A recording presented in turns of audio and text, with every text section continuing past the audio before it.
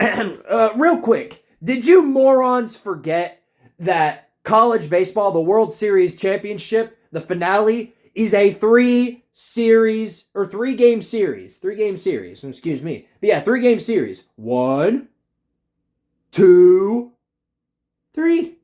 3 game series.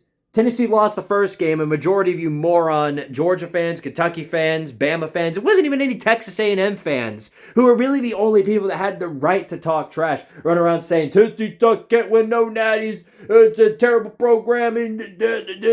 Terrible program. Y'all suck at everything. Okay. Well, I remember asking one person in particular. I asked, so do you have to win a national championship to be necessarily good? And the response was yes. The response to that was yes. So congratulations to I'm pretty sure it was a Georgia fan who said that, so good job. Congratulations. You guys suck in football. You're a terrible program in every single sport imaginable, including football. You see how stupid that is? There's no point trying to rationalize anything that some of you people say, because it's some of the dumbest crap that I've ever heard anybody say. It literally is some of the I could talk to a guy who thinks the sky is green and have a more rational conversation with him than some of you idiot moron fans who have just been sitting in the corner praying on your downfall and are currently sitting in the corner right now crying and screaming into the air, you know, why? It's not fair. Tennessee should have lost in the where. And it's going to piss a lot of you off. It's going to piss a lot of you off that Tennessee won this game. Oh, and it brings me so much joy knowing that. It brings me so much pleasure knowing that you guys are so mad as you are. It brings me so much pleasure. Literally, there's not many things more satisfying than watching karma get fed to some of you morons on YouTube. Brings me so much joy. And I'm sure a majority of you are going, it's going to be great because a majority are going to have these out of nowhere breaks. You're going to have to disappear from the internet for a couple of months before football season comes back. You won't be able to handle it. None of you can. You can dish it out, but you can't take it. That's the reality of the situation. Or you'll probably move the goalpost saying, oh yeah, well, what about the football? What about football? What about football? The football, though. What about football, sweetheart? What about football? Remember the football? The football? The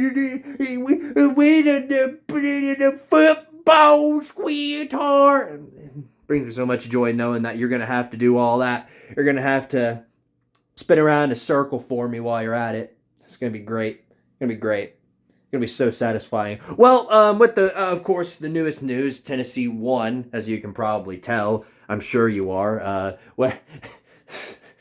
You guys watch more baseball than I do. These haters that have just been preying on Tennessee's downfall, they watch more baseball than I do, and that's hilarious. But anyway, with all that being said, we are going to have to reschedule the Vol-Star podcast. We do the show every Monday at 8 o'clock p.m. Eastern Standard Time. Obviously, that wouldn't really work out all that well since, well, the baseball game will be starting at 7 o'clock tomorrow, so we won't be able to do the show at that time. So rather, what we'll do, I talked with my co-host, good old Lucas Sharp and Julio Rodriguez. The plan is that the Vol-Star podcast will still premiere tomorrow, but it'll be a late night Vol-Star podcast. So it'll start as soon as the game comes to a close. Think of it as a late night either celebration or a late night crow session, whichever one you're in town for. And chances are, if it is a crow session, then I'm willing to bet that it'll get a lot more views than the celebration session. That's just a hunch I have, but I don't know. But yeah, hats off to Texas A&M. This is a great series, and I knew it would be. These two teams are literally the best teams in college baseball. I think we all had a kind of an idea that was going to be the case. Both of these teams are really, really good. And the fans, I haven't heard anything from the fans, whether or not they just don't have any on YouTube or they just spend all their time on Twitter and I haven't seen them. But whatever the deal is, I haven't heard anything from the Aggie man. So I don't know. Maybe an Aggie man can run into this comment section and let me know about it,